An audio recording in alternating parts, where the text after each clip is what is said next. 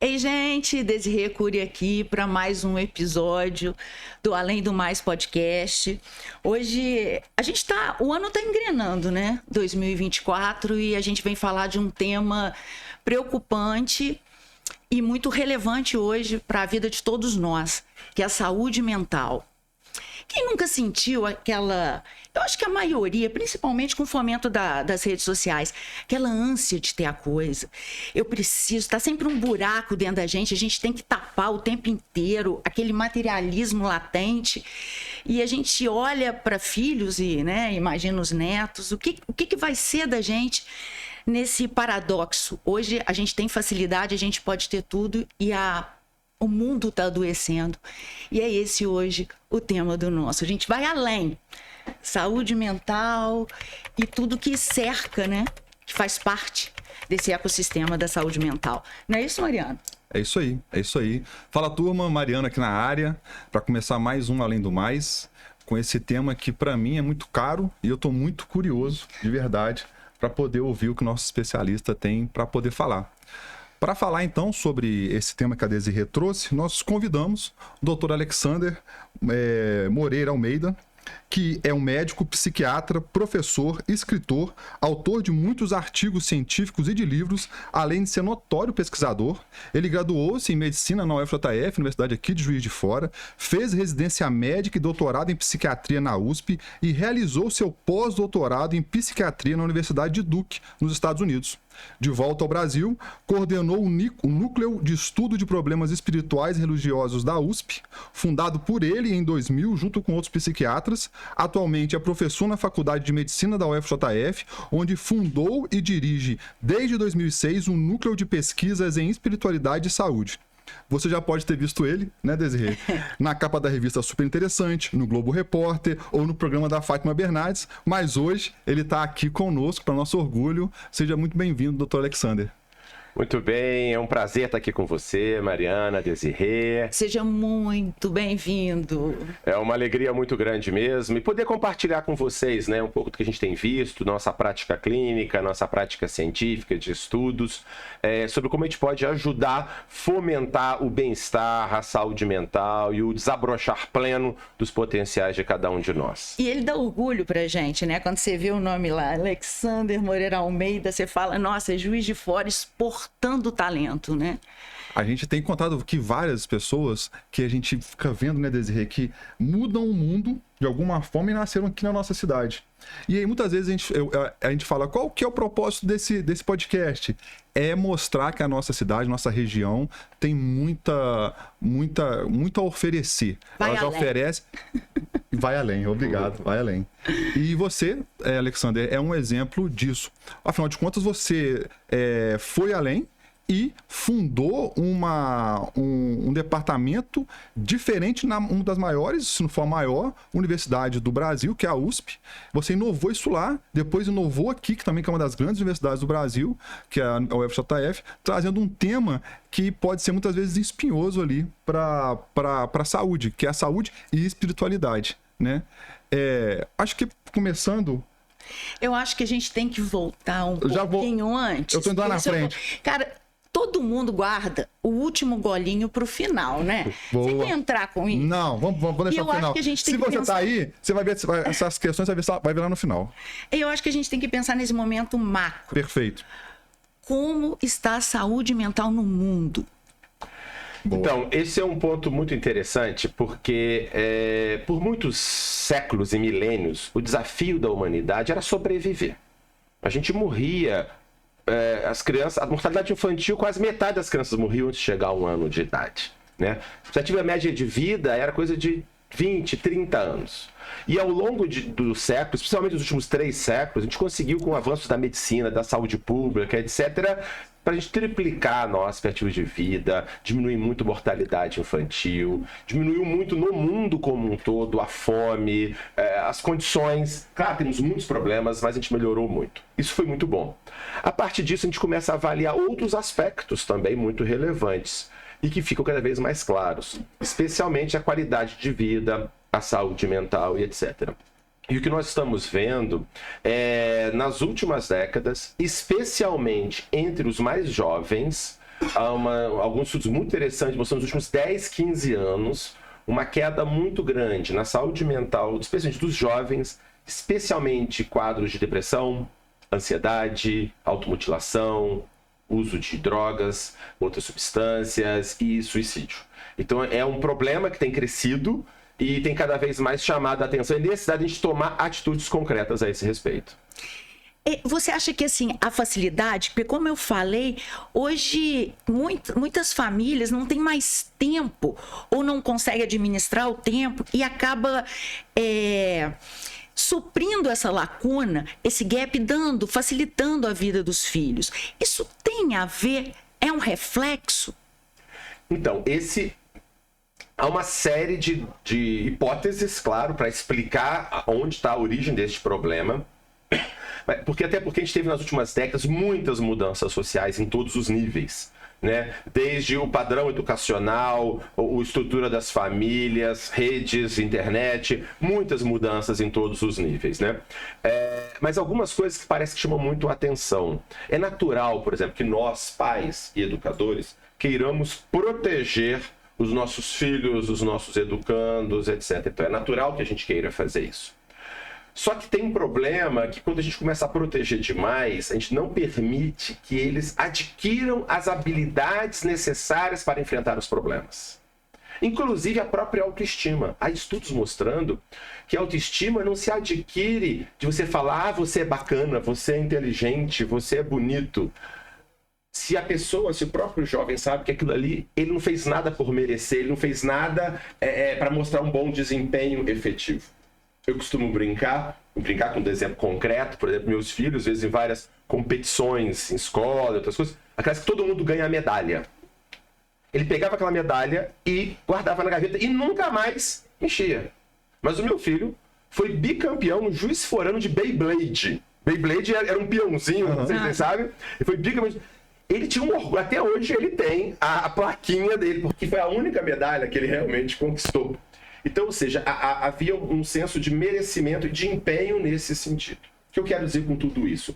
Então, a autoestima ela se desenvolve no senso real de capacidade. E como que eu desenvolvo a capacidade, o senso de capacidade? Superando obstáculos.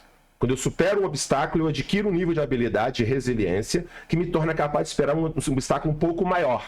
E assim vai.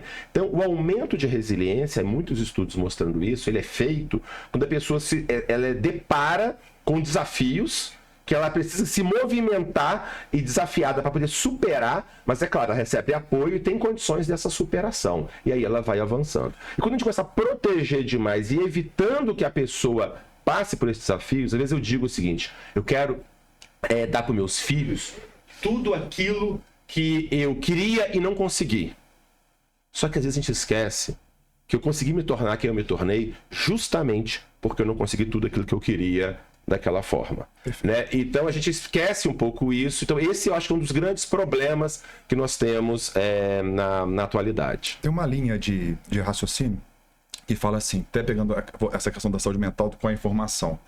A gente tem muito acesso à informação. Então há uma linha que diz que hoje um dos grandes problemas a serem enfrentados é que os jovens não têm a formação antes de ter a informação. Então, ele não conseguiu ainda ser formado para acessar certos níveis de informação e essa informação, às vezes, ele não está preparado para ter ela. Isso gera esses conflitos que talvez tá aí nessa dificuldade. E aí os pais não conseguem acessar aquela informação que ela está disponível, tentam abraçar ele e leva esses casos. Você acha que isso faz sentido? É um problema? Sem dúvida. Na formação do indivíduo, né, de educação de uma criança, de um jovem, são vários fatores, né? Tem a informação, o conhecimento que tem que passar, tem uma visão de mundo também que é passada, tem a formação de atitude, valores fundamentais que estruturam a vida do indivíduo. Tudo isso vai sendo passado, não só no que a gente fala, mas principalmente no nosso exemplo. Né? E eu falei um pouco dessa questão, né, do desafio, de apoiar, superar, e é claro, isso não se sobrepõe ou substitui a necessidade do afeto, do amor. Esse é um problema que eu acho que é fundamental, que as pessoas têm muito essa tendência de pensar polarizado. Por exemplo, num filho, eu devo dar disciplina e desafios ou devo dar afeto?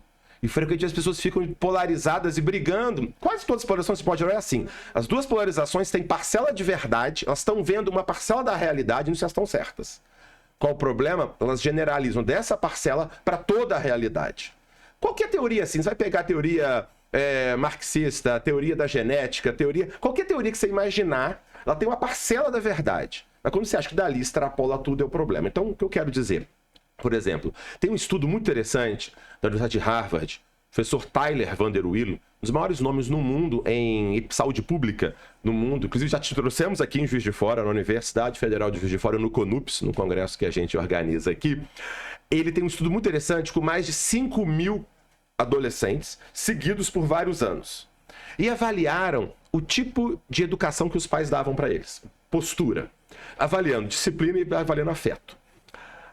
E tem 4 tipos de pais nesse sentido. Existem aqueles pais que não dão nada, nem afeto e nem disciplina. São os pais negligentes. Não dá nada. Tem aqueles que só dão a disciplina, o pai autoritário. Tem aquele que só dá o afeto, o pai permissivo. E tem aquele que dá os dois, que são os pais que eles chamam... A palavra em inglês é autoritativo. Eu acho a palavra horrível, eu não sei uma palavra boa em português, mas tem uma autoridade adequada.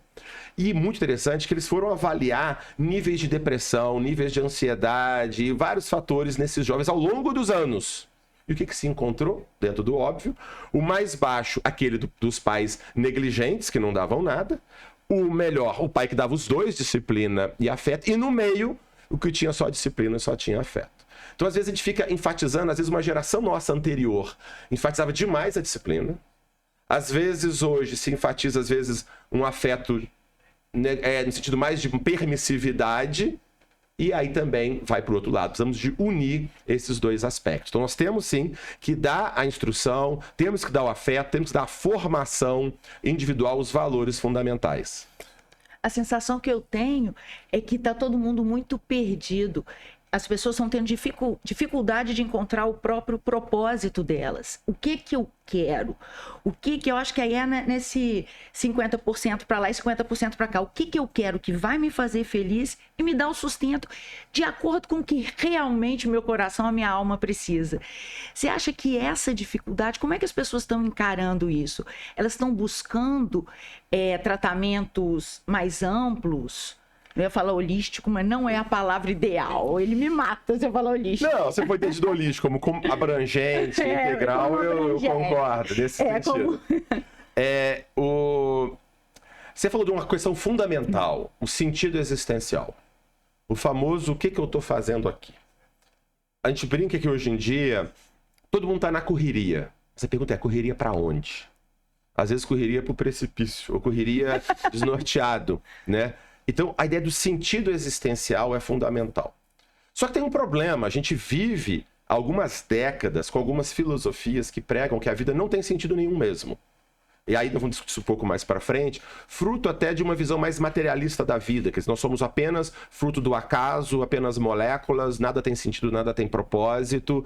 Então não existe sentido, a vida é um caos sem sentido, o que resta é a náusea, é o sofrimento e a falta de sentido. Então eu vou buscar o que eu puder fazer aqui, em qualquer momento, qualquer prazer e tudo mais. Então a falta de sentido as pessoas ficam desorientadas e ficam menos resilientes para lidar com o problema. Tem um psiquiatra muito famoso, Viktor Frankl, que foi um psiquiatra judeu, austríaco, que foi preso em campo de concentração nazista. E ele conta que a grande diferença no campo de concentração, quem sobrevivia e quem não sobrevivia, uma das grandes diferenças era ter sentido, propósito. Por que a pessoa ela queria sobreviver para quê? Às vezes é para poder encontrar com um familiar, para contar para a humanidade sobre aquilo que aconteceu. Essas pessoas sobreviviam muito mais. E ele tem uma frase que é bem interessante, né? Que quem tem um propósito, quem tem um porquê, lida com quase qualquer como. Né? Então, se eu tenho um propósito, uma razão para lidar com as dificuldades, eu consigo lidar com muito mais fácil. Então, as pessoas estão muito sem esse sentido, sem esse propósito. E para finalizar, se for da felicidade, uma outra coisa muito interessante que ele fala, que uma das maiores causas da infelicidade Vou falar, prestem atenção. Uma das maiores causas da infelicidade é a busca da felicidade. O que vocês acham disso? Faz muito sentido. Total, um buraco, né? Porque se eu tô buscando a questão toda, o que ele mostra, e vários estudos mostram isso, científicos, a felicidade ela tem que ser um efeito colateral, ela não é a meta. A felicidade, ela surge quando um pouco do que você falou, quando você identifica os seus talentos, os seus potenciais, e eles são usados num sentido transcendente que vão além de mim mesmo, além do meu próprio umbigo. Quando eu uso meus talentos para algo positivo, benéfico, além de mim mesmo, aquilo começa a dar propósito, começa a me dar sentido, e eu vou desenvolvendo minhas habilidades para fazer aquilo cada vez melhor, e como efeito colateral, eu tenho a felicidade. Agora, se eu só ajo calculando o que eu vou ganhar de estar em cada situação, eu vou vir aqui no podcast porque vai ter isso, eu vou ganhar aquilo, aquilo outro. Quando a pessoa começa a calcular tudo que ela faz, na realidade, ela começa a minar a própria causa da felicidade dela. Porque quando eu falo você usar suas habilidades, que é o que você sabe fazer, e você tá feliz fazendo aquilo, você tá indo de acordo com a sua alma. Exato. E é meio intangível, né? Mas quando você vai de acordo com a sua alma, você tem esse efeito colateral da felicidade. Que é igual como isso na vida. Dormir. Eu deito, eu quero dormir, eu quero dormir, eu quero dormir. Não vai dormir. Quando você desencana, você dorme. É a mesma coisa. Ainda assim, eu quero a felicidade. E eu começo a fazer uma coisa muito calculista. E a felicidade não é assim que funciona. E porque há muitos estudos sobre felicidade hoje em dia. Há muitos estudos sobre felicidade e bem-estar. E mostrando que a felicidade e o bem-estar está muito ligado com um sentido de propósito existencial e com a atuação concreta, mais uma vez, usando os nossos talentos, nossos potenciais de um modo benéfico que vá além de mim mesmo. Isso que você está falando, assim, faz a gente pensar muito, né? E vai ao encontro, vai contra tudo que se tem hoje, que se vende na internet, principalmente para os jovens. A gente falava há pouco aqui no off da venda dos sonhos. Faça isso e compre um carro de 3 milhões. Faça isso e compre uma casa. Faça isso. E os jovens vão comprando aquilo para que ele consiga ou tente conseguir aquilo, para que aquilo dê alguma felicidade para ele. E muitas vezes ele acaba entrando nesse mundo falso. E quando ele encontra uma situação em que às vezes até expõe ele, leva ele a uma infelicidade tamanha, como aconteceu há pouco tempo agora, em que uma jovem tira a própria vida porque ela depositava, eu imagino, no telefone toda a busca da felicidade dela, e quando aconteceu uma situação absurda, ela não viu outro caminho. E aconteceu isso.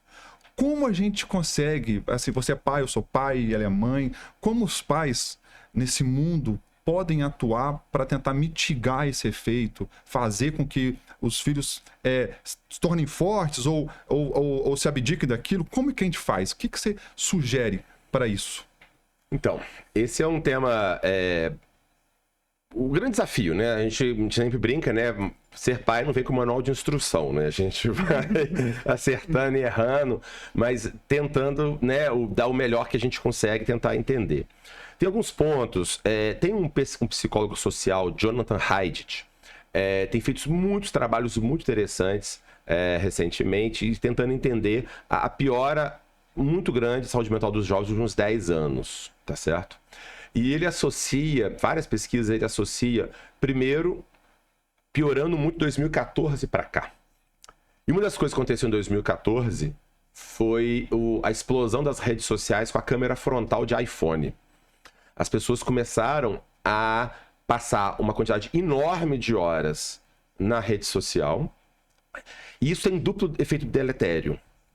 Um dos mais importantes, a pessoa abdica a vida real para a vida virtual. E a vida real tem coisas que não tem substituto. Você olhar um no olho do outro e você sentir o que está acontecendo, você usar suas habilidades, desde a criança correr e brincar de pique, ou brincar de polícia e ladrão, ou brincar de boneca, ou brincar do que quer que seja, estar ali com os colegas e fazendo as coisas, desenvolvendo interação social, habilidade de conviver, habilidade de ler o sentimento do outro, aprender a sofrer gozação também, fazer gozação com o outro. Tudo isso vai sendo perdido numa fase de formação neuronal, né? A final da infância e da adolescência é uma fase de intenso processamento neuronal, de plasticidade neuronal, que está sendo mutilado nessa geração. Mutilado. né? Então, eles estão sendo privados completamente disso. É um experimento social brutal. Nunca na humanidade você fez isso. Nós estamos expondo aos nossos filhos uma coisa que ninguém sabe que vai acontecer. Já estamos vendo o que está acontecendo. Então, você tem uma alteração do cérebro dessas crianças, efetivamente. Uma. Duas, ela não desenvolve habilidade. E terceiro, não só ela não desenvolve habilidade, como ela começa a ser bombardeado basicamente por duas coisas muito problemáticas nas redes. Uma polarização, né? Os grupos extremos, e uma falta de elegância. As pessoas perderam o mínimo da polidez, né? Para conversar um com o outro, para discordar. Você já chega xingando, chega com um pé na porta. As pessoas perderam a polidez, né? Então é um modo muito polarizado. E, além disso, essa questão de comparação, de você comparar. Há inúmeros estudos sobre isso. Então, isso já é um dos fatores, não é um dos fatores que gera. E uma coisa que tem acontecido muito também, ao mesmo tempo que os pais, hoje em dia, muito corretamente, não querem ser autoritários, às vezes, como foi no passado, eles estão caindo para o outro extremo, uma permissividade completa, né? Deixando que o menino fique... Pode olhar, pais... Abram o celular dos filhos de vocês. Não pode abrir? Claro que pode abrir. Você deixaria o seu filho trancado no quarto dele com uma porta aberta para a rua para entrar quem quiser e você não poder entrar e ver? Você deixaria isso?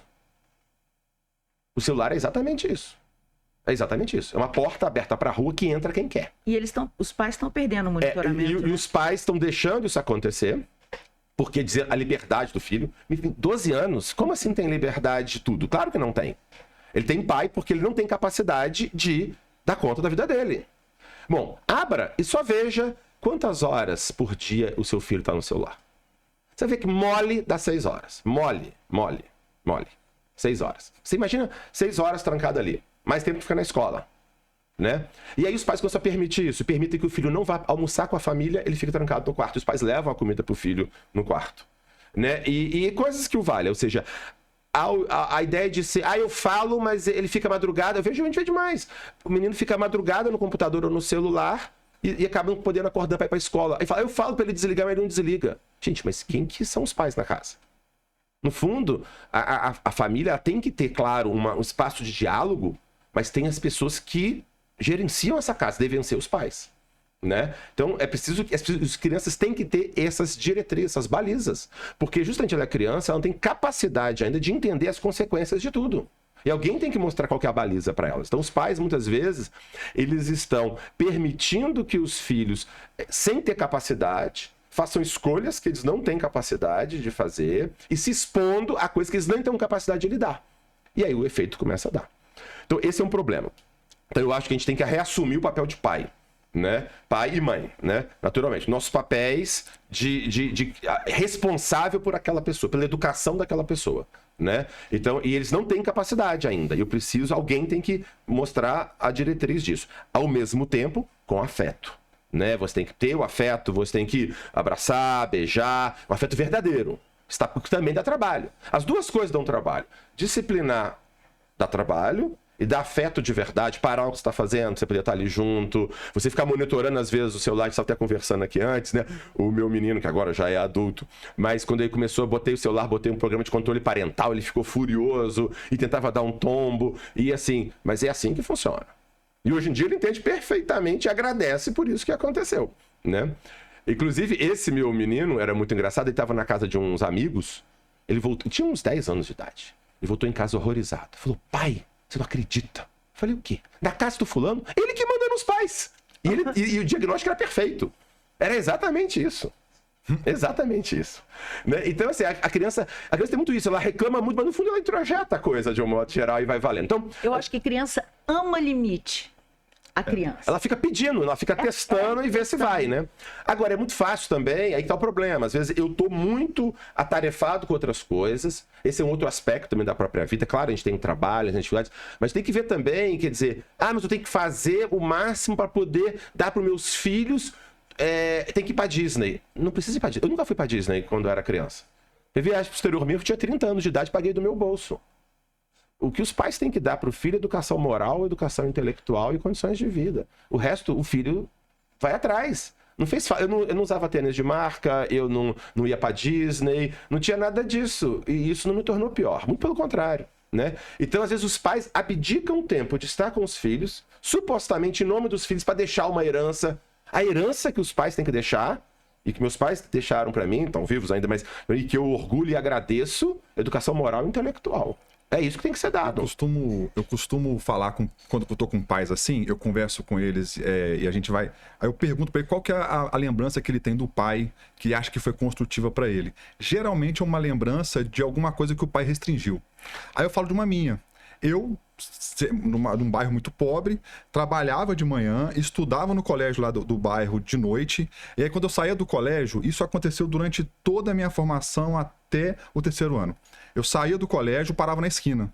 Quando eu parava na esquina, meu pai estava lá em cima no morro, assoviando, mandando eu sair da esquina. Ele estava todos os dias naquela esquina, não deixando eu ficar lá embaixo. Aonde hoje, se você for lá, tem vários antigos amigos que são usuários de drogas, que estão ali ainda.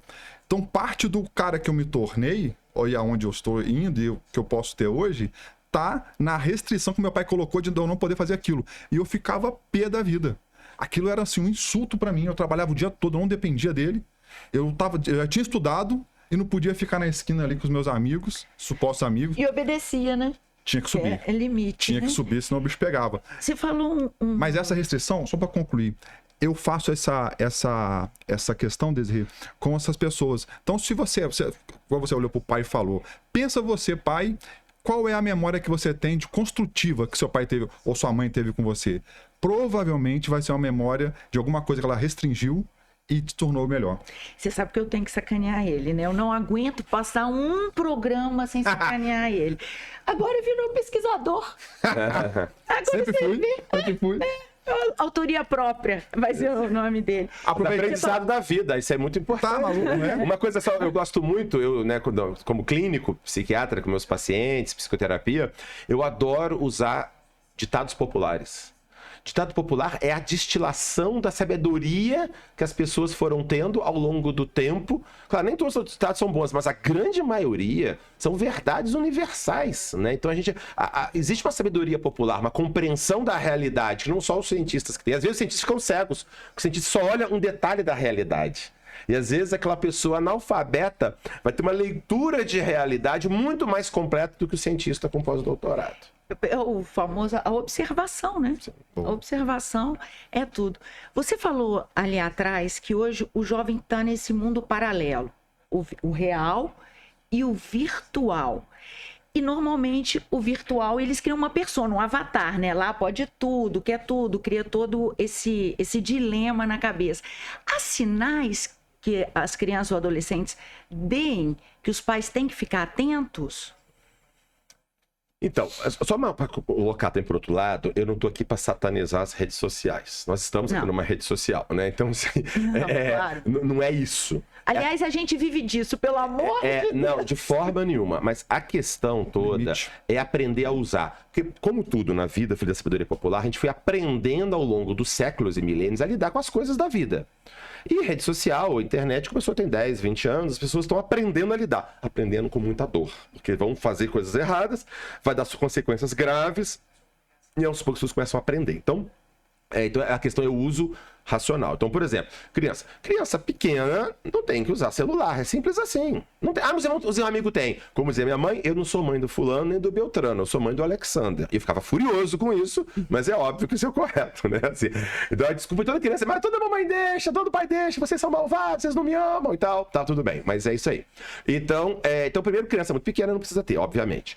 Depois de uma certa idade, os meus foram ter lá com 12, 13 anos, que foram ter celular. E mesmo assim, com o tempo restrito, da gente poder observar e tudo mais. O mais importante é não permitir que essas redes substituam a vida real. Acho que esse é o primeiro ponto fundamental também. As crianças, qual que é o problema também?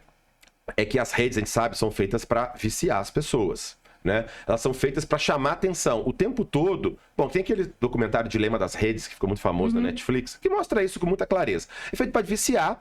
Então, a pessoa sempre, vou ficar mais um pouquinho, mais um pouquinho, mais um pouquinho, e vai ficando, e a vida vai se transparecendo ali. Então, a gente precisa ter um controle, um horário no máximo, e monitorar conteúdos que estão sendo feitos. E expor a criança a outras coisas. Por exemplo, agora, nesse final de semana, eu estava no interior aqui de Minas com os meus filhos, visitando os parentes. Vamos visitar uma tia-avó de 95 anos, vamos conversar. Esse contato intergeracional é fundamental, esse lastro de família, esse lastro de história. Eu faço questão de contar para meus filhos a história da família, o que acontecia, os desafios, os erros, os acertos de cada um de nós. A pessoa tem que estar inserida num lastro, numa história, numa tradição de família, compreender essas coisas. Do mesmo modo, minha atividade física, a parte espiritual. Então, vai cuidando tudo isso. Então, quando a gente vai fazendo tudo isso, muitas vezes tem que ser bem empurrado. Não, tem uma hora que tem que ir. Né? Nós estamos conversando, mas agora você vai ter que fazer isso. Vamos ter que dar uma caminhada. Nós vamos ter sim que vamos visitar a tia. Nós vamos ter sim que... Quantos anos eles têm? Atualmente 19 e 15. Olha... Mas sempre, continua assim, ainda era assim. Não, nós vamos ter que ir lá visitar, nós vamos ter que dar uma volta, vamos no parque. Não, nós vamos agora passear no parque, vamos ficar lá, vamos jogar peteca, é isso que nós vamos fazer. E no final acaba engrenando, né? E depois vão começar a gostar, etc. Então, acho que é fundamental. Agora, sinais, então, de problemas, né? Um deles, o tempo, né? Começa a ficar um tempo muito extenso. A gente não pode permitir que isso aconteça. E um tempo intenso e isolamento. Em casa, quer dizer, os pais não podem permitir que o menino fique trancado no quarto o dia inteiro. Não pode, mas não pode existir isso. Isso tem que estar fora de cogitação. Lá em casa a gente sempre fez uma coisa, refeição, tem que estar todo mundo na mesa. Isso é inegociável. Tinha aquela revolta inicialmente, agora todo mundo acha e acha ótimo.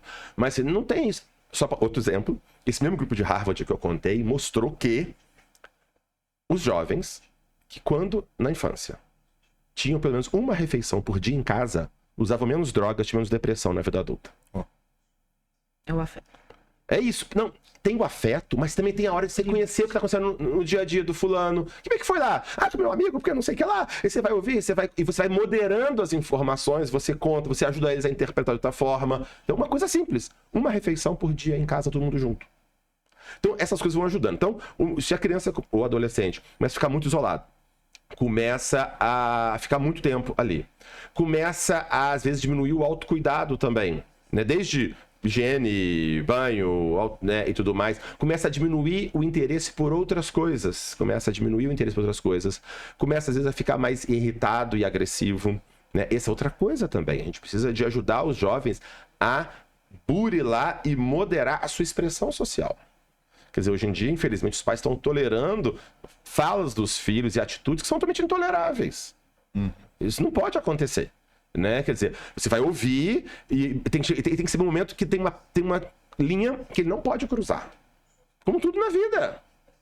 Se eu não ensino isso em casa, na vida vai ser muito pior. Esse que é o problema, né? Então, esse é um problema. E tem um outro... Eu acho que são alguns dados, né? Então, o isolamento... perda dos outros interesses, das atividades, né? Ou às vezes também começa a ficar muito fechado num círculo, num grupo muito específico, né? de pessoas que uma ideia, às vezes, muito fortes, muito sobre um certo tema e meio com raiva de todo mundo. Tem muito esses grupos, né? Que se acham os virtuosos, bolha, né? Os virtuosos e todo mundo tá errado, né? Então, isso é muito prejudicial. Precisamos de, né? E são algumas coisas que chamam a atenção. E o primeiro indicador, o primeiro passo, né? Não precisa necessariamente procurar um profissional, dependendo da gravidade, precisa inicialmente. Mas muitas vezes não é preciso isso, é preciso de conversar e, ao mesmo tempo, conversar e falar, olha, estamos pensando no seu bem, no que é preciso. E começar a estabelecer algumas regras básicas na casa de como é que as coisas funcionam. Isso, de um modo geral, tem aquela revolta inicial e a coisa começa a fluir. Né? Agora, se a coisa começa a gravar, começa a piorar, naturalmente a ajuda de um profissional seria fundamental também, né? Parece um círculo vicioso, né? O adolescente, o jovem, de uma maneira geral, ele corre atrás do que ele quer, ele recebe, ele não fica satisfeito, e aí ele vai rodando e clamando por limite, e às vezes é difícil você enxergar. Por isso até que eu fiz essa pergunta, e muito em cima do que o Mariano falou, que eles são valentes na online, né? Então ainda dissemina ódio. E quem se aproveita disso? O consumo, porque criam bolhas que você falou, Alexander, e o consumo vai comendo, instigando o capitalismo, o materialismo, as pessoas vão adoecendo e vira esse círculo vicioso. Só que esse círculo vicioso a gente está tratando como se fosse só dos jovens, né? Mas a meia-idade também está adoecendo, muita gente tomando remédio.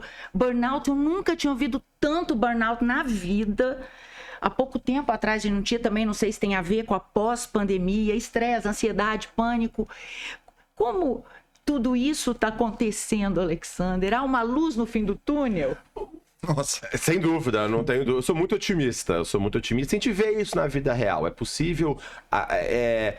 Esse discurso fatalista, né, que não é o seu, não estou comentando, né? Mas que nada tem jeito, é assim mesmo, não é verdade. É possível modificar isso. A história da humanidade nos mostra isso e a gente é capaz. Só para aproveitar, por exemplo, temos, né, por exemplo, a ideia de suicídio. Nós vamos falar sobre isso depois, mas sobre suicídio. Como se fosse uma consequência inevitável da modernidade, do mundo atual. É falso. Só para vocês terem uma ideia, ninguém divulga isso, mas é verdade. As taxas de suicídio no mundo estão caindo há 20 anos. Nas Américas está aumentando. Então é falso que a modernidade necessariamente gera aumento de suicídio. Isso é falso. A gente ouve o contrário. A gente ouve que aumentou. Mas talvez... Então, quer dizer, no mundo caiu 20% nos últimos 20 anos. Mas nas Américas... Nas Américas está aumentando. Principalmente Brasil, México e Estados Unidos. Depois podemos discutir o motivo disso. Mas, então assim, só para mostrar que... Então assim, mas as pessoas não... Mais um ponto que você falou do consumismo, que é verdade. Qual que é o problema? Este vazio existencial que existe muitas vezes, a vida sem propósito, todo mundo largado e tudo mais, gera dois extremos. Essa desabalada carreira pelo consumismo ou pela aparência, né? As pessoas hoje em dia estão todo mundo malhando, não é para ficar saudável. É pra ficar bonitão. E mesmo que se tiver que usar bomba, usar não sei o que lá, as pessoas se destroem pra ficar bonitão. Pra postar tá pago. Isso, exatamente. Então, assim, as pessoas... então, assim, existe uma busca muito externa. Pode ser o consumo, né? Consumo material de coisas. Pode ser o consumo da estética. O consumo sexual, eu vou ter 1000 prazeres. Ou o consumo de qualquer outra coisa. E porque, lembrando, isso é um dado muito interessante. O prazer material imediato, obviamente ele não é problemático. O problema é quando eu quero preencher o sentido existencial no prazer imediato. Eu falo que é como se fosse, você tá com muita fome e tem um bolo. Só que eu quero matar a fome comendo só cereja. Eu vou empapuçar de cereja, eu não mato a fome, porque a cereja não tem sustância, como diz o povo. Tem que ter sustância. A cereja é boa, mas ela tem que vir por cima. Se eu quero só com a cereja... O prazer imediato, o que acontece? O prazer material, qualquer prazer, desde um like, do sexo, da comida, da droga, qualquer coisa. O prazer positivo ou negativo. Ele, de modo geral, ele é rápido, fugaz e fica ali. Se você tá só buscando só isso, você vai querer de novo. E vai querer de novo, e vai querer de novo. Por isso que hoje em dia, isso é interessante a questão de gerações. Enquanto no século XIX, do Freud... O grande problema era a repressão, a histeria. Hoje em dia, a doença nossa hoje é a falta de autocontrole, de autorregulação. Que é o quê? Descontrole de qualquer coisa que gera prazer imediato. Descontrole da compra, do sexo, álcool e drogas, like na internet. Qualquer coisa que você imaginar que dá prazer imediato, as pessoas vão ficar viciadas. Jogo, hoje em dia. Tudo. Por quê? Ela quer preencher aquele buraco com aquela cereja apenas. Tá faltando a sustância. Então as pessoas às vezes ficam nisso, né? E cada vez mais até... Às vezes mas tem um outro extremo, que a pessoa fala, não, isso é tudo capitalismo, isso tudo é consumismo, mas ela não tem nada no lugar. Fica aquele vazio completo, uma apatia. A gente vê muito hoje em dia também entre os jovens, uma apatia absoluta. É muito triste ver jovens que de modo geral têm sonhos, uma apatia completa com qualquer coisa. Aquela apatia perante o mundo, fica ali na rede social olhando o dia inteiro e não quer nada. E o pior, e hoje nós estamos vendo adolescentes de 30, 40 anos de idade. Porque não assume. O que é um adolescente? Aquele que não assume, que depende dos outros, não assume as suas responsabilidades, não é autônomo. A gente está vendo isso com muita frequência. E aquilo acha normal. As pessoas estão muito... Nós temos dois sistemas. Tem aquele consumismo e tem aquele que são visão anticonsumista. Aí são consumistas. Mas eu sou completamente apático perante o mundo, perante tudo. porque também está faltando esse propósito, esse sentido, né? Então, acho que a ideia fundamental é retomar dentro de nós, né? Olhar dentro da gente e também conversar e ver outras pessoas, leituras e tudo mais, que nos ajudem a buscar efetivamente, tentar... E claro, cada um vai encontrar o propósito da sua existência, ninguém está aqui para dar a receita de qual é o propósito de cada um, né? Mas está muito ligado justamente com a compreensão do nosso... Qual que é a nossa inserção neste mundo? Qual é o meu papel nesse mundo? E aquilo que eu estou falando mais uma vez, como é que eu identifico os meus talentos e como é que eu uso esses talentos de modo construtivo para mim e para os outros. E à medida que eu começo a fazer isso, eu começo a me engrenar. Aquilo começa a fazer sentido, começa a fazer propósito, eu me motivo mais uma vez e assim vai. E quando eu vejo, eu faço coisas extraordinárias. E é sempre assim, a gente se sente... Eu gosto muito da Senhor dos Anéis, não sei se vocês viram Senhor dos Anéis, mas é uma obra espetacular, o autor, né, o Tolkien, que é um professor de literatura clássica de Cambridge, se eu não me engano, Cambridge, Oxford, se eu não me engano, e ele mostra um caso muito interessante, que é o caso do Frodo. O Frodo, que é, na realidade, um nada, ele é um hobbit, que é um povinho mais... porcaria do cantinho, visão limitada, que não fazia nada, etc e tal. E de repente ele recebe uma missão, que é levar o anel. Ele fala, mas esse anel é muito poderoso, é muito perigoso. Os grandes bacanões, ninguém teve coragem de pegar o anel e levar o anel embora. Ele assume. E quando ele vai assumindo isso, vão surgindo as coisas, surgem os amigos, a vida, Deus vai convergindo ali, e ele se torna um gigante. Porque ele abriu mão... É todo jornal do herói, né? Ele abre mão daquele conforto imediato, busca algo maior e ele sai transformado, depois ele volta a poder ajudar, né? Então, acho que essa é a jornada do herói de todos nós. Consonância com a alma sempre. Isso, exatamente. Não, é o fim. Falar com o Senhor dos Anéis, a gente entra realmente... todos os pensamentos que Tolkien teve são impressionantes, né? Esse vácuo que você mencionou, acho que a gente caminha para o assunto que eu tô aqui borbulhando. Tá borbulhando. Muitas vezes a medicina não consegue tapar. A medicina, você é um médico, pesquisador, pós-doutor, a medicina ela vai até um ponto. E parece que você viu isso e quis ir além. E você foi tentar, então, entender aonde esse vácuo poderia ser suprido, né, preenchido. E um dos caminhos é a espiritualidade. Conta pra gente um pouco o que como você trabalha a espiritualidade com a ciência. Muito bom, Mariano. Inclusive, antes disso, eu vou falar um tema que eu acabei pulando, a gente tinha conversado que eu ia falar sobre isso. O que é saúde? Aí eu vou ligar com isso. A saúde, né, já desde 1948, da Organização Mundial de Saúde, não é apenas a ausência de doença. É o completo bem-estar físico, psíquico e social. É claro que chamando de conceito utópico da saúde. Porque ninguém tem um completo bem-estar físico, psíquico e social. Mas utópico no bom sentido, é algo que você mira alto. Esse é um dos grandes da sociedade hoje em dia. A gente está mirando muito baixo. A gente só olha pro ralé, em todos os níveis. Moral, intelectual. E quando a gente não tem metas maiores, a gente aceita e fica só rastejando no chão. Tem um livro muito bom, chama Pequeno Tratado das Grandes Virtudes. É um filósofo, André Comte Sponville, e ele, inclusive, ele fala o seguinte: hoje em dia quase não se fala mais de virtude. Parece coisa moralista, virtude, né? Negócio de moralismo, não sei o quê. Ele fala, hoje em dia, e ele não é religioso, inclusive, Sponville, hoje em dia quase não se fala mais de virtude. Ele fala, não porque não precisemos mais dela. Muito pelo contrário, é o que nós mais precisamos. Mas o problema é que olhar a virtude é ver o que nos separa dela. Nós evitamos falar de virtude para não termos que contemplar, senão, nossa própria pequenez. Né? E a pessoa não quer olhar para cima, então eu fui me acomodando, chafurdado na lama, porque eu não quero ver lá em cima. Então, falar das virtudes é fundamental, da meta que a gente quer chegar. E aí onde eu estou falando disso? Então, por isso que a saúde tem essa meta alta para a gente batalhar nessa meta.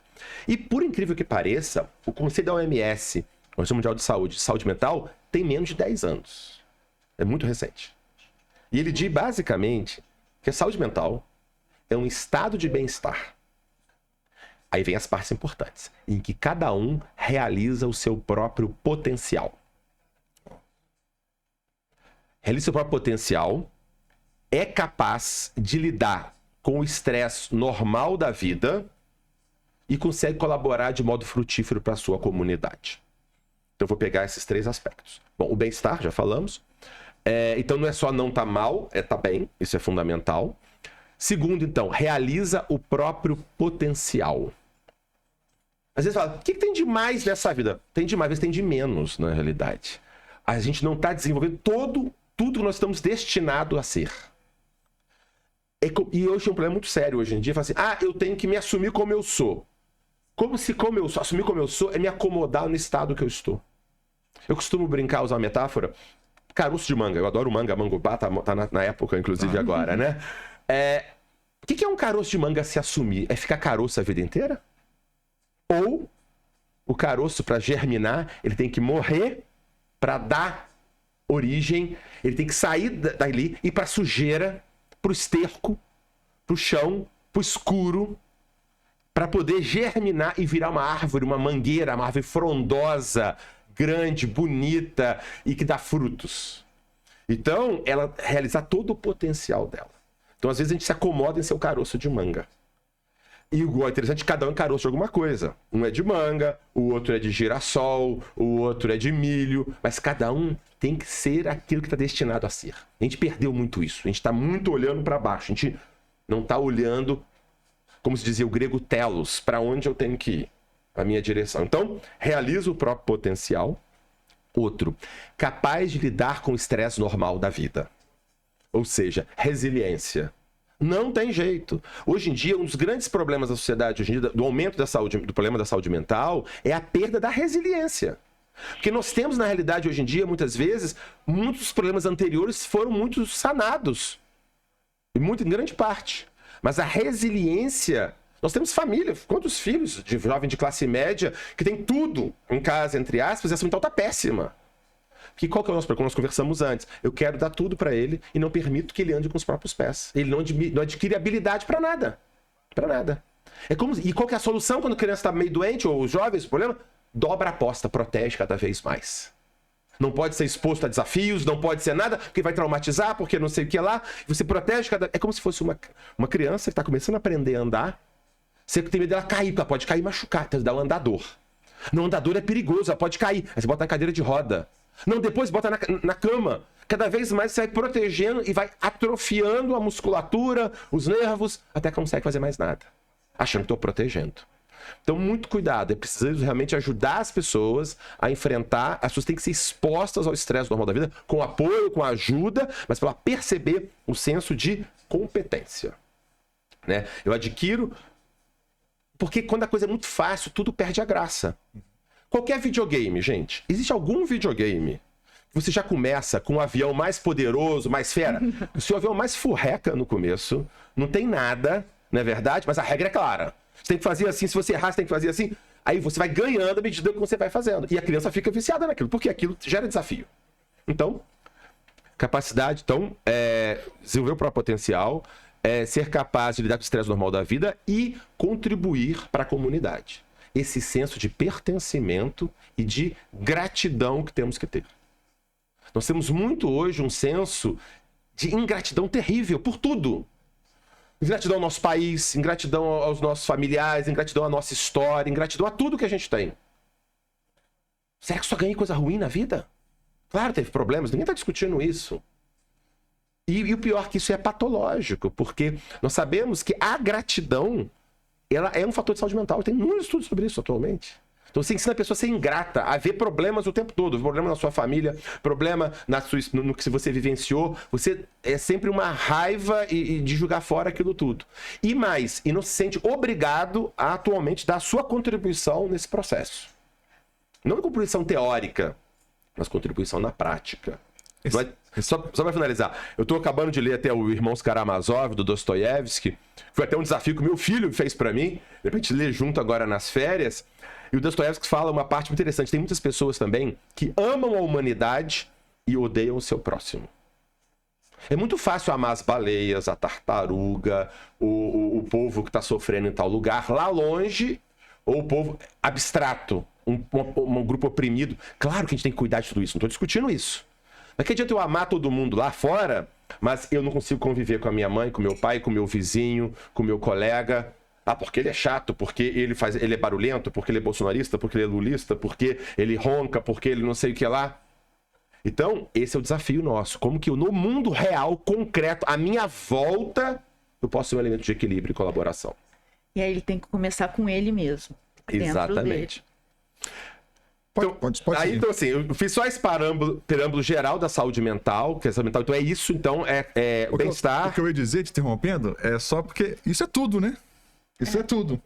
Na verdade, assim, esse conceito de saúde mental que você trouxe da OMS, e você brilhantemente explanou cada um dos pontos, é o conceito de saúde de vida. Isso. Né? Depois tudo são circunstanciais ali que você vai tratando.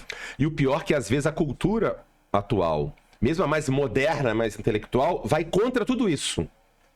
Por exemplo, vai contra a ideia de eu realizar meu potencial. Quando a ideia não, isso não vai estar se forçando, você tem que ser só o que você está ali, agora se assumir e acabou. 2, você vai lidar com o estresse normal da vida. Não, tudo é perigoso, você precisa só proteger. E essa ideia de contribuir efetivamente à sua volta, por sendo muito disseminada uma ideia de uma ingratidão e uma coisa muito fechada. Então, às vezes a gente vai, a sociedade, às vezes, querendo avançar, acaba dando mensagens que são opostas àquelas que realmente trazem o bem-estar. Bom, E a gratidão traz o coadjuvante, o efeito colateral, a tal da felicidade. exato. Boa. Exato, não, exatamente. Aproveitando gratidão, inclusive, também no Dostoiévski, no Irmãos Karamazov, ele fala, nessa parte de amar a humanidade e não amar o próximo, ele fala também o seguinte, porque um personagem fala, eu faço bem, mas eu quero pagamento à vista. Eu quero ser recompensado imediato, entendeu? Assim, se o outro não me recompensar imediatamente pelo meu bem, eu paro de fazer. E aí dá tudo errado, né? Quer dizer, porque eu fico esperando uma gratidão imediata das pessoas também. Eu tenho que ser grato e fazer a minha parte. Se o outro vai dar a gratidão dele ou não, é um bônus, mas eu não estou esperando isso. Eu não estou esperando um pagamento à vista ali imediato, como o Dostoiévski fala. Então, eu acho que esse é um ponto. E aí, dentro disso tudo, eu fiz todo esse preâmbulo para mostrar como a saúde é uma coisa muito mais ampla e às vezes a gente fica olhando apenas pequenos detalhes. Como eu estava falando, a gente, às vezes, com muita frequência, a gente tem o grupo dos biológicos. Não, é tudo neurotransmissor, se eu der um remédio vai resolver a vida. Tem os grupos dos psi. Não, é tudo a questão do inconsciente ou da cognição. Se eu resolver isso, resolve a vida. Tem o grupo do social. Não, tudo é opressão capitalista. Se eu resolver isso, vai resolver tudo. E o grupo dos religiosos, é falta de Deus. Se você agarrar a mão de Deus, resolve tudo. E cada um briga um com o outro e se acha o dono da verdade. Como eu disse antes, todos eles estão parcialmente corretos ao ver um pedaço da realidade, mas estão muito errados de achar que só aquele pedaço é a realidade toda. Esse é o problema. Portanto, o que a gente tem buscado, já estou fazendo praticamente 30 anos de medicina, o que chamamos de abordagem biopsico-sócio-espiritual. Eu não preciso escolher entre uma coisa. Eu vou ver o biológico, vou ver o psicológico, vou ver o social e vou ver o espiritual. Nós vamos integrar tudo isso. E como é que funciona a saúde? Como é que funciona a prevenção de doenças? É como se fosse uma balança. Aquelas balanças de antigamente, quando eu ia na feira com meu pai, sabe aquelas balanças que você botava um peso para um lado para o outro? Pois é. Existem fatores patogênicos que geram doença e fatores salutogênicos que geram saúde. Os fatores patogênicos podem ser biológicos, psicológicos, sociais ou espirituais. E salutogênicos também. Por exemplo, patológicos biológicos. Eu posso ter uma genética negativa para alguma coisa. Mas mesmo hoje em dia, sabemos que mesmo a genética, o gene pode não ser expressado. Nós chamamos hoje de epigenética. Então, nem o gene hoje em dia já é uma coisa fatalista. Mas uma genética para doença. Mas eu posso alimentar melhor. Biologicamente eu melhoro. Eu faço atividade física ou não faço? Então, fatores biológicos. Uso droga ou não uso? Tal. Fatores biológicos. Fatores psicológicos. Como eu vejo o mundo? Eu vejo o mundo como uma ameaça? Eu vejo as pessoas como... Eu não tenho capacidade de resiliência e perseverança. A persistência, hoje em dia, é um fator fundamental para qualquer conquista. A gente sabe disso. Então, eu tenho que trabalhar. E como é que faz, então, o tratamento e a prevenção? Eu tenho que tirar os fatores patogênicos e aumentar os salutogênicos. Eu vou tirando um e aumentando o outro. Aí eu inverto completamente a balança. E se eu pesar só em um fator, eu vou mudar só a atividade física, eu vou mudar só o remédio, eu vou mudar só a parte espiritual, só a parte psíquica, ou só a social, não vai ser suficiente para inverter o peso da balança. Preciso de trabalhar o conjunto. Então, quando eu tenho um paciente, por exemplo, eu coordeno no Hospital Universitário da UFJF o programa de transtornos ansiosos. A gente faz coordena residentes, alunos, psicólogos, tudo mais, na medicina e psicologia, nessa área. E nesse programa, eu sempre falo com meus residentes, tudo bem, tem o transtorno do pânico, os sintomas, a gente tem que saber tudo isso. Mas quem que é a pessoa que está tendo esse quadro? Pergunto, como é que é a vida dela? Como é que ela vive? O que ela faz? O que ela gosta? Ela faz atividade física? Não tem? Tem a espiritualidade? Não tem? Como é que é a vida social dela? Como é que ela lida com isso? E a gente vai trabalhando todos esses aspectos. As pessoas ficam muito assim, será que eu devo ou tomar um remédio, ou fazer a medicação, ou fazer atividade física, ou interagir com meus amigos, ou fazer meu hobby, ou buscar minha espiritualidade, como se fosse oposição. Vamos tentar fomentar tudo. Então a gente vai começar muitas vezes com um paciente, o quê? Eu tenho um quadro de pânico, por exemplo. Um exemplo clássico. A pessoa, às vezes, workaholic, começa a trabalhar demais. Eu conto um caso, por exemplo. Eu gosto muito de usar os meus alunos de medicina. A gente sabe que eles estudam muito, etc e tal, muita matéria e tal. O que acontece muitas vezes? O aluno vem de Ubá e mudou para Juiz de Fora. Tá certo? Aí o menino vem para Juiz de Fora.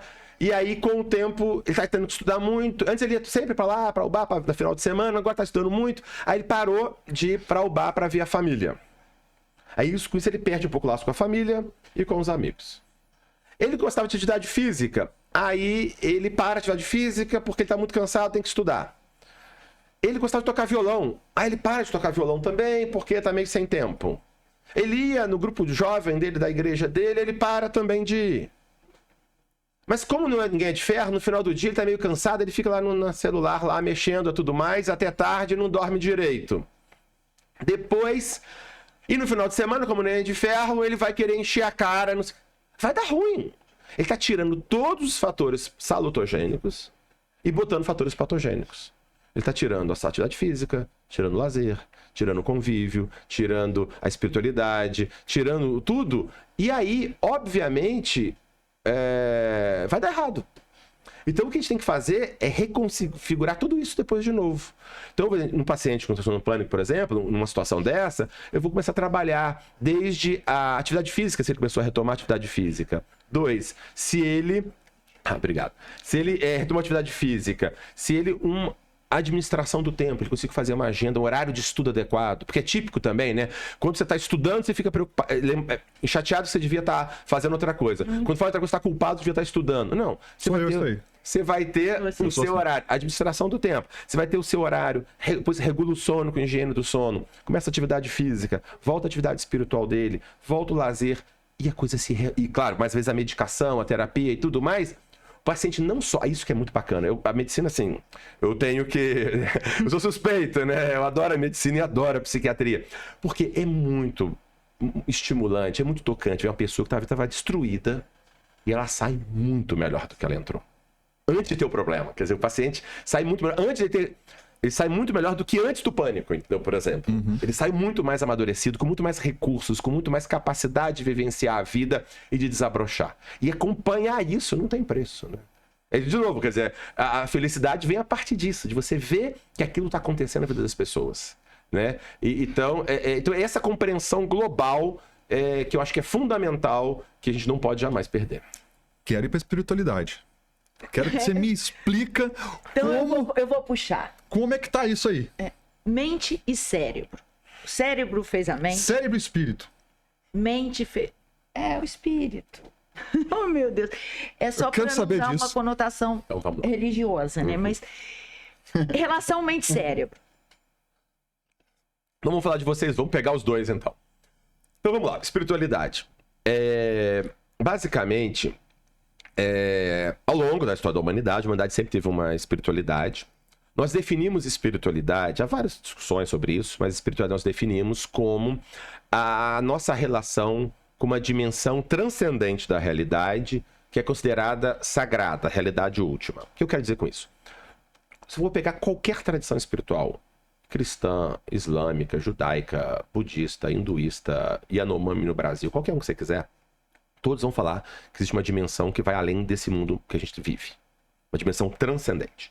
Pode ser Deus, espíritos ancestrais, o que a gente for. Existe uma dimensão. E vão dizer que essa dimensão é a verdade verdadeira. É a última coisa. É como no Platão, o mundo das ideias, por exemplo, né? Quer dizer, é onde está a base de tudo. Então, essa dimensão transcendente existe e é a base de tudo. Isso chamamos de espiritualidade. Frequentemente, essa espiritualidade acontece num grupo que compartilha crenças e práticas, que são as religiões. Já são grupos de pessoas que compartilham crenças e práticas da busca da espiritualidade. Ok? Isso sempre existiu na história da humanidade. A partir de final do século XIX, início do século XX, começou a disseminar no ambiente acadêmico uma visão de que isso é falso. Né? Que essa dimensão transcendente não existe. Veio a ideia do materialismo, tudo que existe é matéria. Partícula, eu vou chamar de materialismo a crença filosófica de que tudo que existe são partículas e forças físicas. Tudo é explicado por átomos, prótons, nêutrons, etc, etc. Quarks, etc. Tudo explica por aí e pronto. Não existe nada. E se isso é o mundo, qualquer transcendente é falso. Tá certo? Então não existe o transcendente. E se ele é falso, tem que dar uma explicação para ele. As explicações mais comuns de Freud e de Marx, do Marx é que é um mecanismo de controle das pessoas, o ópio do povo, e do Marx, mecanismo de defesa também contra o sofrimento da vida. A vida é dura, não faz sentido, não tem propósito, e aí eu não dou conta de encarar isso, eu crio umas fantasias aí de vida após a morte, de Deus, etc. Então, no fundo, tanto os dois, Marx e Freud, não foram originais. Eles tiraram a ideia de Feuerbach, que é um pensador alemão, que baseou isso. Então, essa ideia começou a disseminar no meio intelectual, durante todo o século XX, basicamente, né? De que a espiritualidade era algo atrasado, de que ele não tinha cultura, que me diga que você foi estudando, conhecia a ciência séria. Eles falavam na época, como você, num mundo que já tem trem a vapor, já é trilho de ferro, trem de ferro e navio a vapor, que era o ápice da tecnologia na época, vou acreditar em Deus, quer dizer, não é possível. Era essa a ideia que falava-se na época. Então a ideia de que a pessoa, sabendo a realidade é puramente material, não vai acreditar mais nisso. E que, então, a religião era algo, a espiritualidade era algo negativo, neurótico e de controle. Isso permeou ao longo... E se previu que ia desaparecer no século XX. Bom, nós estamos no século XXI e vimos que isso não aconteceu. Então, essas foram as maiores previsões furadas da história, né, que a gente tem que desaparecer a espiritualidade da humanidade. E também as pesquisas começaram a mostrar, primeiro, não só não desapareceu, só para vocês terem uma ideia, no mundo hoje, 84% da população planetária tem uma religião. Dos 16% que não tem, a maioria tem alguma espiritualidade, alguma crença em Deus, espíritos, alguma coisa. Então, de longe, é o maior grupo. Então, isso permanece. E segundo, a ideia de que está associado com falta de instrução também é falso. Na realidade, não há demonstração de que maior ou menor escolaridade se associa com maior ou menor religiosidade ou espiritualidade. Inclusive, a gente tem um estudo feito aqui no Brasil, também tem um estudo parecido feito na França e na Rússia, por exemplo. Quanto maior o nível de escolaridade, maior a crença em vida após a morte. Ao contrário do que se imagina muitas vezes. Já uma vez que ele fez aqui em Juiz de Fora mostrou isso e outros países mostram isso também.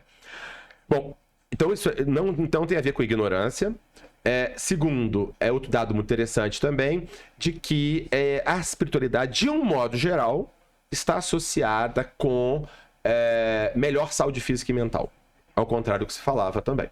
Chegava a dizer pessoas, autoridades, que quanto menos religiosa a pessoa, mais saudável essa pessoa é. Que a solução era acabar com isso. Tá? E os estudos mostram, hoje em dia nós temos literalmente milhares de estudos. Inclusive o Juiz de Fora, a Universidade de Fora é uma referência mundial na área. A gente tem o professor Giancarlo Luchetti, professor de geriatria da nossa universidade, os caras que mais publica no mundo na área também, tipo estudos de altíssimo padrão.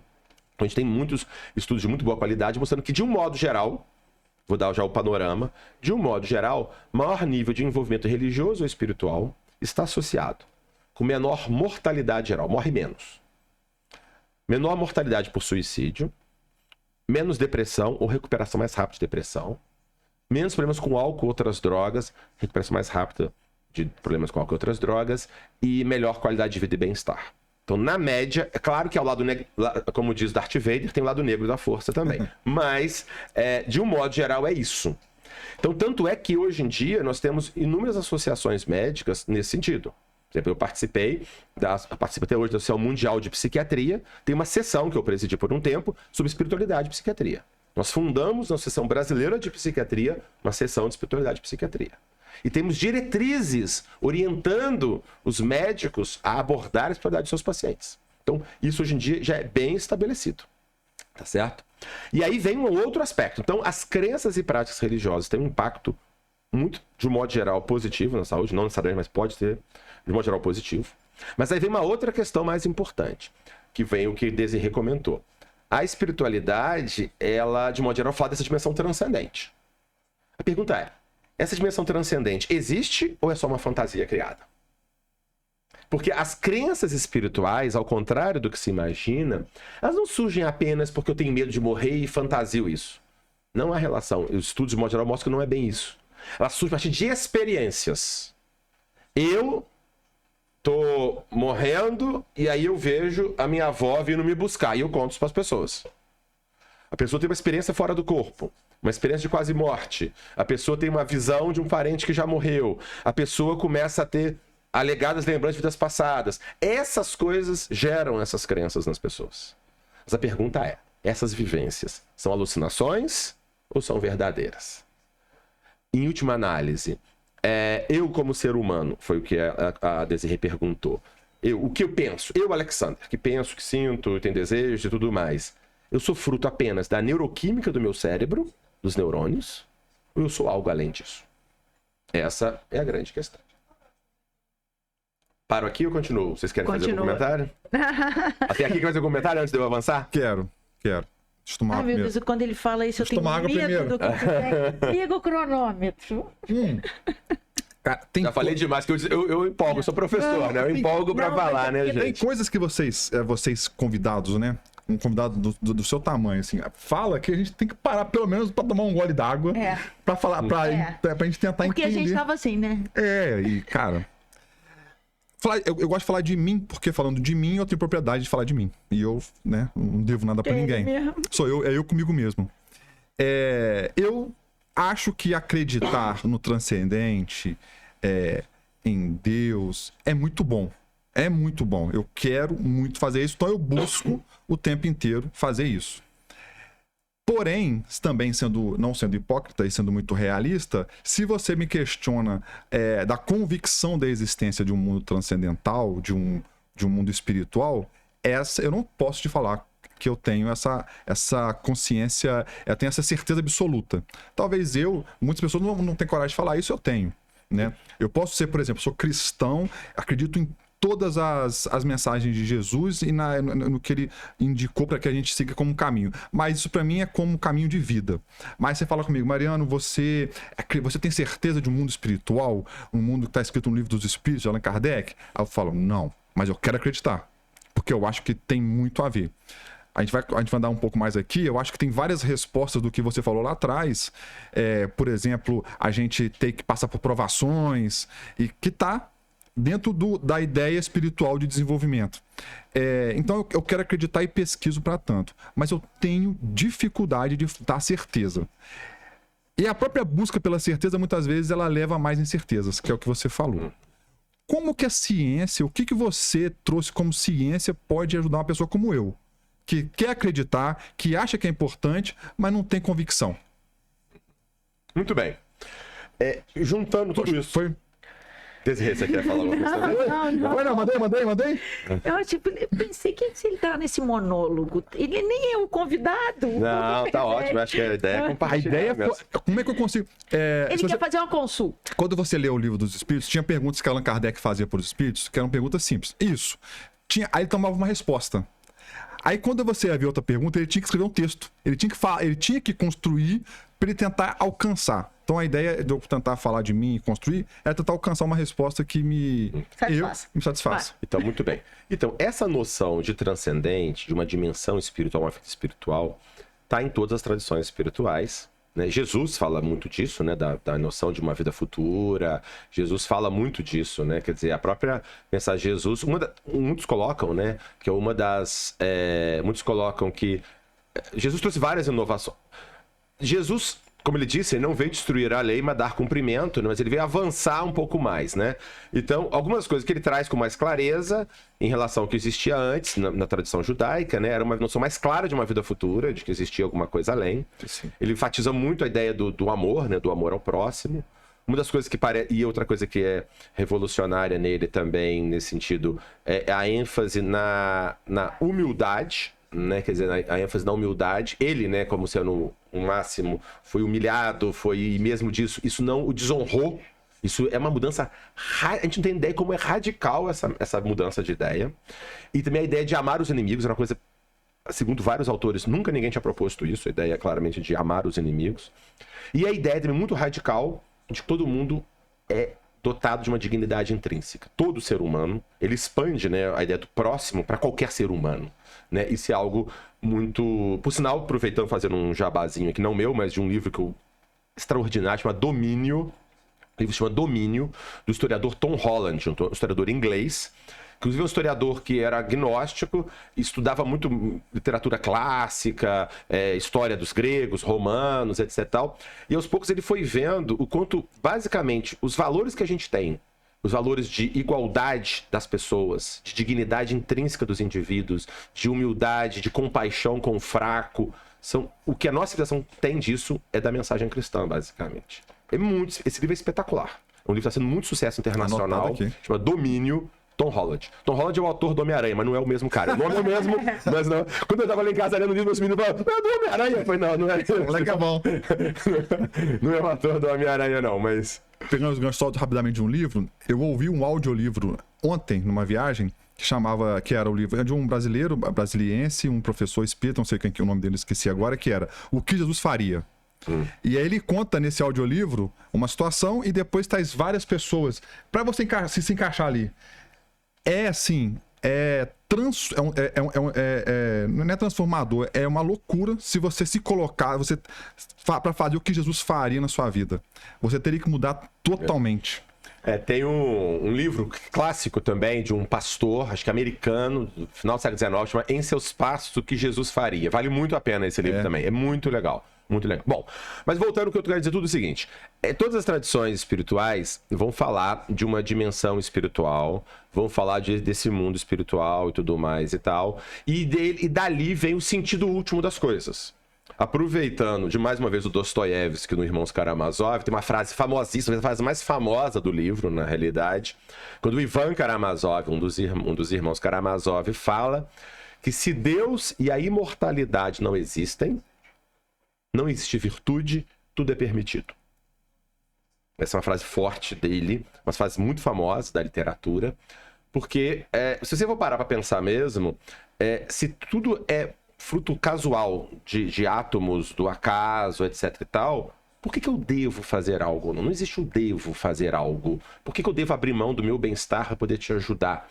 Isso seriam construções sociais... Ou como dizia o Nietzsche, uma moral escrava, você, em vez de oprimir o outro, você vai querer ajudar o fraco, etc e tal. Não faria muito sentido, na realidade. Isso é tudo moléculas sem propósito, sem si. Eu posso criar propósito, mas não existe um propósito, não existe uma razão, não existe uma ética, não existe uma moral e não existe um sentido, um propósito existencial. Aí vem a angústia existencial. Muitos existencialistas, como Sartre, Camus, falam da angústia existencial do materialismo.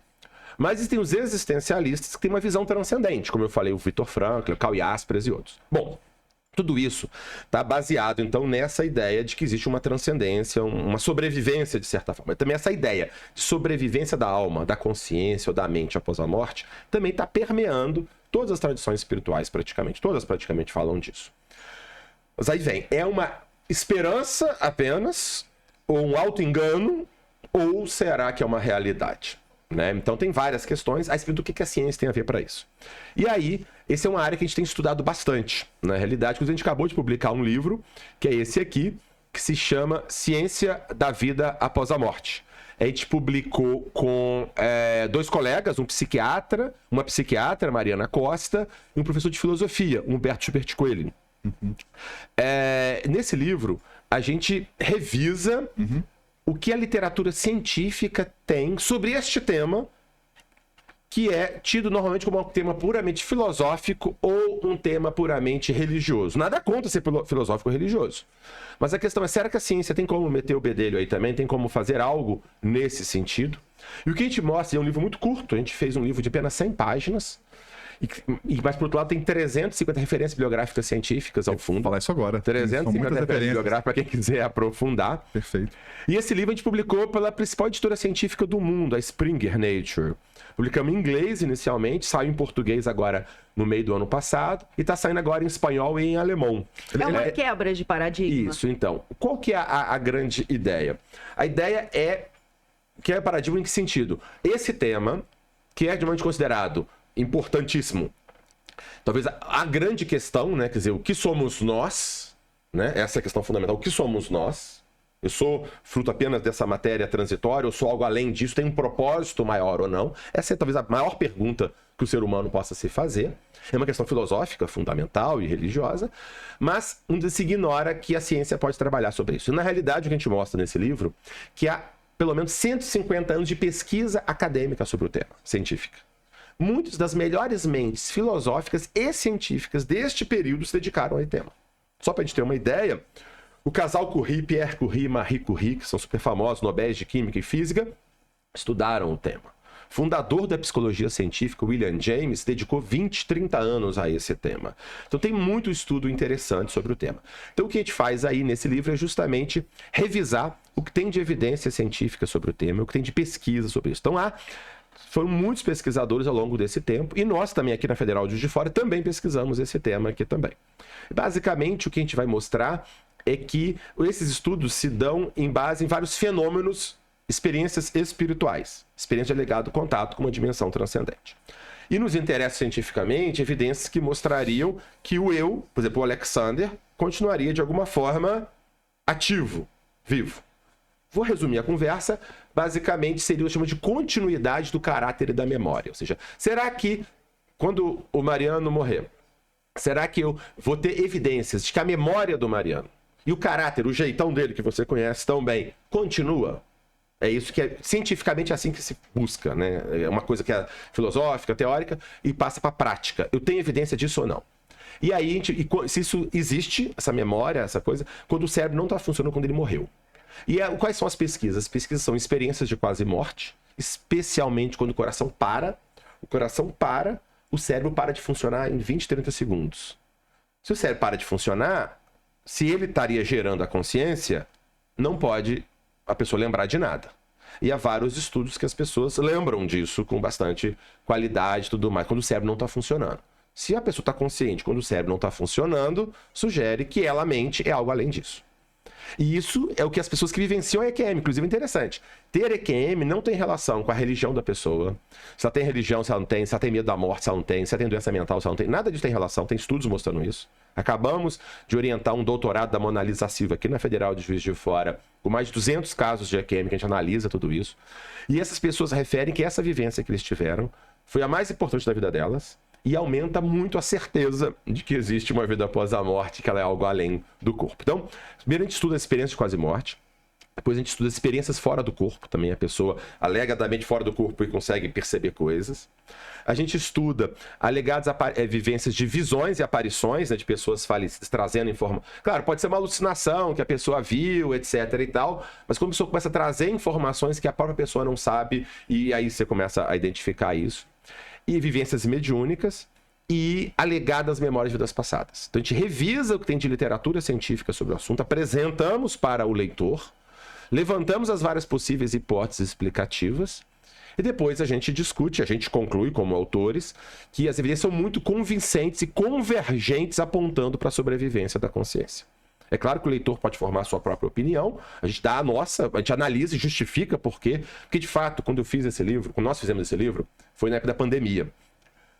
Foi um ano, eu já trabalho com esse tema há 20 anos, mas eu nunca tinha parado para estudar esse tema de modo sistemático. Então, por um ano, eu tirei 4 a 5 horas por dia para ler tudo que eu conseguia encontrar sobre, a favor, contra, etc, etc, etc. E quando eu fui lendo tudo, eu fui tomado por um assombro pela quantidade de evidência e pela convergência das evidências, apontando nessa direção de que existiria uma sobrevivência, uma mente além do cérebro.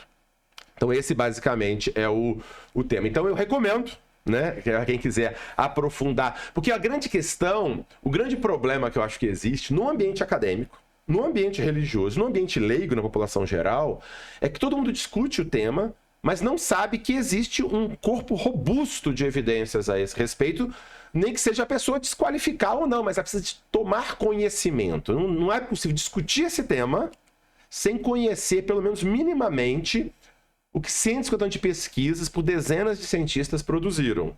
E o objetivo do livro é esse, 100 páginas enxutas para dar esse panorama geral. E quem quiser aprofundar, tem as 350 referências bibliográficas. Alexander, uma curiosidade minha agora.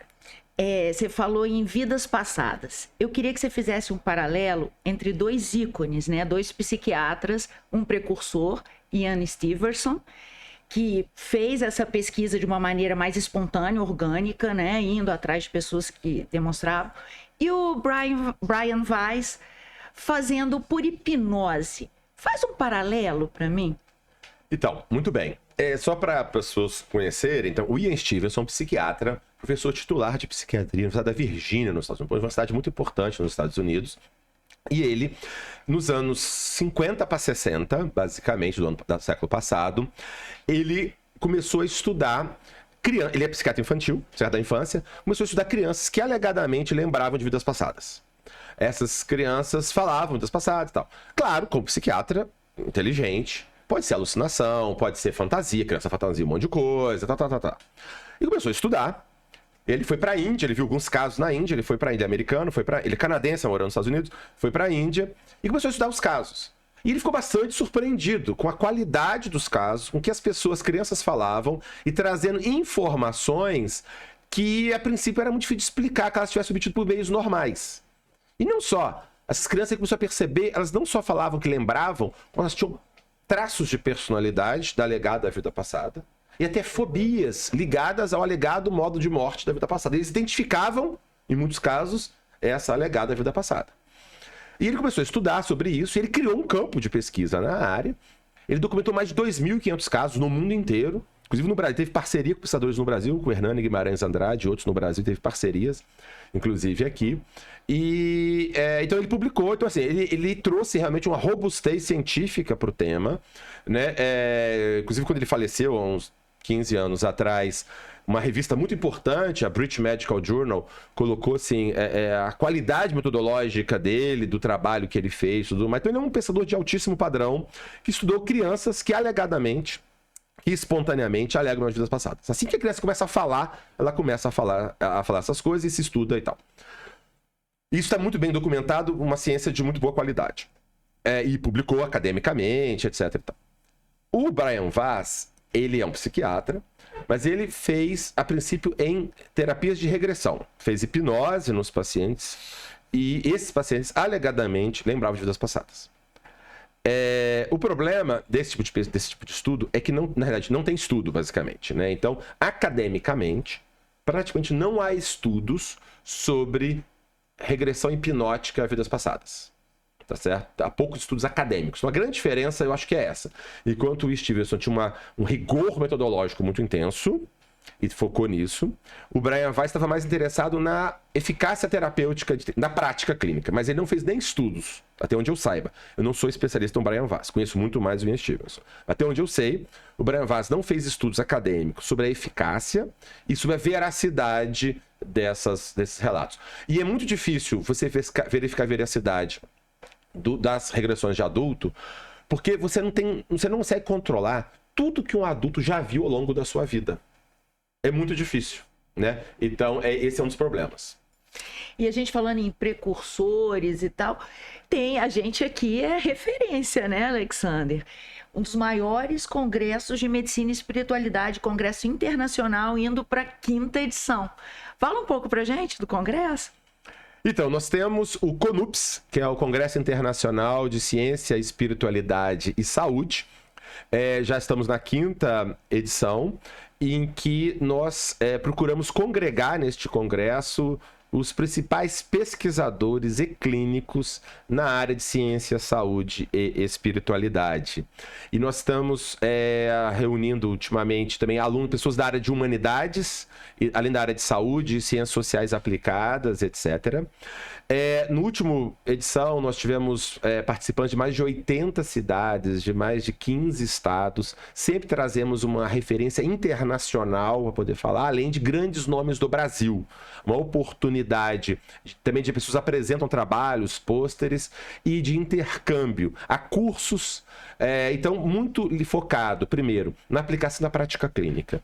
Os profissionais de saúde hoje em dia, a maior parte sabe que é importante avaliar a espiritualidade. Só que a maioria não foi treinada, não sabe como fazer. Então, esses congressos nos ajudam muito a treinar essas pessoas sobre como fazer isso de modo ético e baseado em evidências, porque isso é importante também. Tem muito falando de espiritualidade, mas sem nenhuma base, sem nenhum treinamento, de modo muito atrapalhado. Né? Então, como fazer isso de modo ético e baseado em evidência é uma coisa. Segundo, o debate sobre ciência, religião, a gente vai estar trabalhando sobre esse tema na área de filosofia, na área de sociologia, na área de história, jornalismo, além das áreas de saúde, psicologia, enfermagem, medicina, etc. e tal. Nós vamos ter vários convidados nacionais, como o professor Mário Pérez, neurologista, líder mundial na área de neurologia, cefaleias, dores crônicas, está trabalhando muito sobre experiências espirituais, ele é do Einstein e da USP. Nós vamos ter o professor Everton Maraldi, referência em psicologia da religião, da PUC de São Paulo, vai estar falando com a gente aqui também. Nós teremos convidado internacional, já vendo em primeira mão também, vai ser Iman Barus, professor de psicologia dos Estados Unidos, e acabou de publicar um livro pela Associação Americana de Psicologia, chamado Morte como Estado Alterado de Consciência. E ele vai discutir, na linha que nós estamos falando, o quanto as experiências espirituais e até podem mostrar que a mente vai além do cérebro. Inclusive, este é o tema central do Congresso, né? A mente além do cérebro, implicações para a prática clínica e para a compreensão do ser humano. O evento ele é aberto a todos os participantes, para qualquer pessoa de qualquer área pode participar, né? Tanto da área de saúde quanto de outras áreas. E vai ser agora em abril, aqui em Juiz de Fora, e as inscrições estão abertas. Vai ser que dia?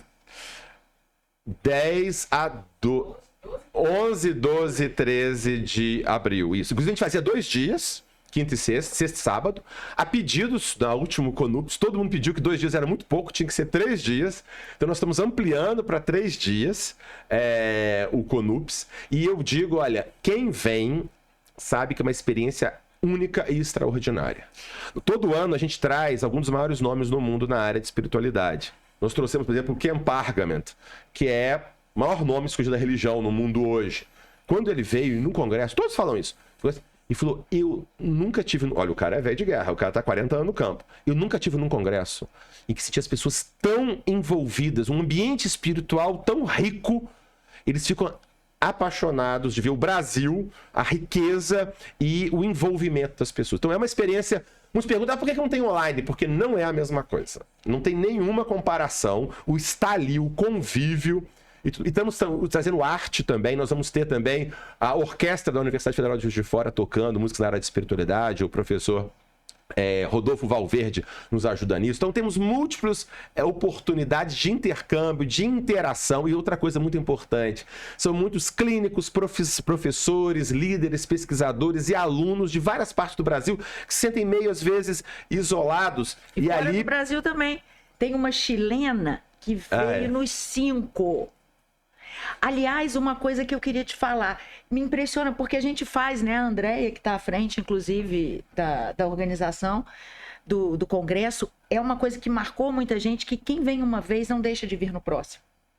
A reincidência é algo surreal, que normalmente a pessoa falha não, essa chilena já é amiga de infância. É isso aí. Então fica o convite aí para quem quiser participar, é uma experiência. E o Congresso, né, o que tem de, inclusive, um dado importante, né, o que a gente como organizador do evento obtém, quando tem alguma receita, ela é integralmente revertida para o NUPS, as pesquisas do NUPS, que é o Núcleo de Pesquisa, Espiritualidade e Saúde da Universidade Federal de Juiz de Fora. E fica uma dica também, quem quiser conhecer mais sobre este tema, nós temos um canal no YouTube chamado TV NUPES, com P de papai, Pesquisa, Espiritualidade e Saúde, TV NUPES. Você vai ter lá mais de 320 vídeos, com mais de 80 dos principais pesquisadores do mundo em 15 países. Então tem um panorama muito grande, é uma biblioteca riquíssima e na descrição de cada vídeo tem links para artigos quem quiser se aprofundar. Então, para quem quiser navegar e se divertir e aprender muito, fica a dica TV NUPS também. Boa. Parabéns por essas iniciativas, parabéns por ir além. para pessoas como eu, né, que estão buscando alguma coisa, tem uma frase que é a frase que sempre mexe comigo, que é a frase do Livro dos Espíritos, que quando Allan Kardec está questionando como que faz com as pessoas que não acreditam em nada, que não tem religião, aí a resposta que ele obtém é: que pena que elas vão ter que esperar a visita da dor. Então eu fico na busca para que eu não fique esperando a visita da dor, para que eu possa ter a espiritualidade. E pessoas como você, que oferecem esses níveis de material, de evidência, de estudo, que se propõe a isso, é muito bacana. Obrigado por isso, por dar para a gente essa oportunidade, né? Alexander, queria te agradecer muito de tudo que você falou. Acho que foi, assim, inspirador e muito informativo também, para que, como a gente ia falar realmente de saúde mental, a gente, da forma de abrangência, a gente foi holístico. E eu queria agradecer muito e falar que cada vez mais você mostra, nas suas palavras, você mostrou que a gente tem que achar o nosso propósito. Sem ele, a gente não vai andar com coadjuvante, com efeito colateral da felicidade. Muito obrigada, gratidão enorme de você ter vindo prestigiar a gente, que é um nome internacional, a gente tá fino. Chique. Entendeu? Muito obrigada. Eu que agradeço muito, realmente prazer aqui conversando com vocês e tentar compartilhar um pouco, né, isso que a gente tem vivenciado e que possa de alguma forma ter tocado as pessoas para despertarem lados, né, cada vez mais o potencial, que a gente possa realmente desabrochar tudo que a gente seja capaz de ser. Eu sempre continuo com um otimismo muito grande sobre nós, sobre o ser humano, nosso potencial, e vamos continuar trabalhando Pra nisso. cima e além. O lema do Nunoops, a gente brinca, né? No Nunoops, a gente tem um lema do Buzz Lightyear, do Toy Story, para o infinito e além. Galera, você que chegou até aqui, obrigado. Se inscreve no canal, curte, é muito importante pra gente. Compartilha isso, a mensagem que o Alexander trouxe hoje é muito importante, muita gente precisa ouvir ela. Então compartilha com quem precisa, né, Desirê? Com um pai, uma mãe que tá passando por uma dificuldade de criação dos filhos, com um amigo que tá com alguma dificuldade, compartilha. Com você mesmo. Porque essa mensagem pra chegar em mais gente, né? Olha pra dentro, né? Isso aí. Vou deixar aqui embaixo na descrição todos os arrobas do Alexander, nosso, da Desirê, e também os links do Conups, para que vocês conheçam, o link do canal que o Alexander trouxe aqui, para vocês possam conhecer mais, tá bom? É isso aí. Valeu, Obrigado. gente.